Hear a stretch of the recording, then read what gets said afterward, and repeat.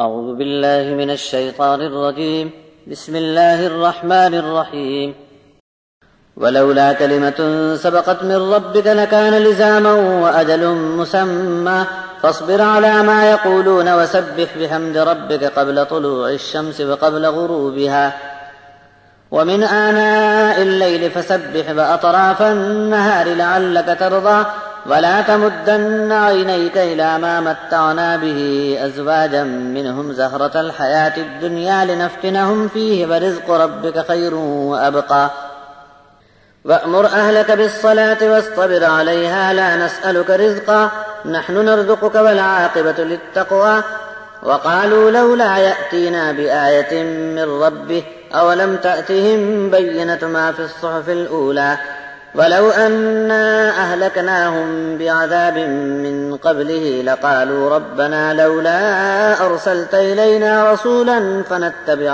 آياتك من قبل أن نذل ونخزى قل كل متربص فتربصوا فستعلمون من أصحاب الصراط السوي ومن اهتدى۔ عذاب کو صرف مقرر وقت پر ہی آنا ہے۔ اگر یہ فیصلہ آپ کے رب کی طرف سے پہلے سے جاری نہ ہو چکا ہوتا تو ابھی لازمی طور پر ان پر عذاب ٹوٹ سکتا تھا۔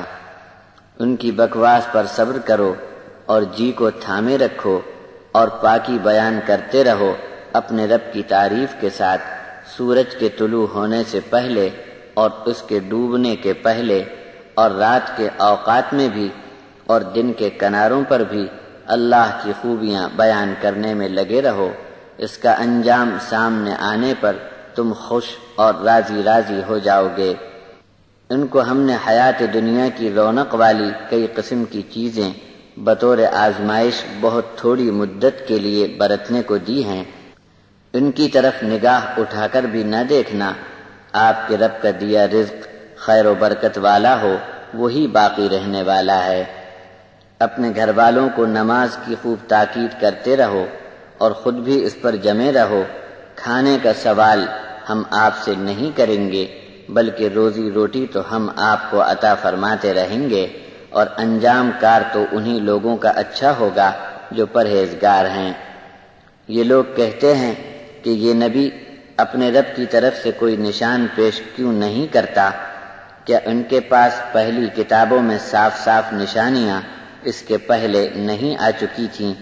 اپنا پیغام بھیجنے کے پہلے اگر ہم ان کو عذاب میں ہلاک کر دیتے تو ان کو یہ کہنے کا موقع مل جاتا کہ اے ہمارے پروردگار، تو نے ہماری طرف اپنا رسول کیوں نہ بھیجا کہ ہم اس ذلت اور رسوائی میں برباد ہونے کے پہلے تیری آیات کی اتباع کر کے عذاب سے بچ جاتے۔ آپ فرما دو کہ نتیجے کا انتظار تو سب کو کرنا ہی پڑے گا، تم بھی انتظار کرو، بہت جلد تم کو معلوم ہو جائے گا کہ سیدھے راستے والے کون تھے اور ہدایت پر چل پڑنے میں کامیاب کون رہا۔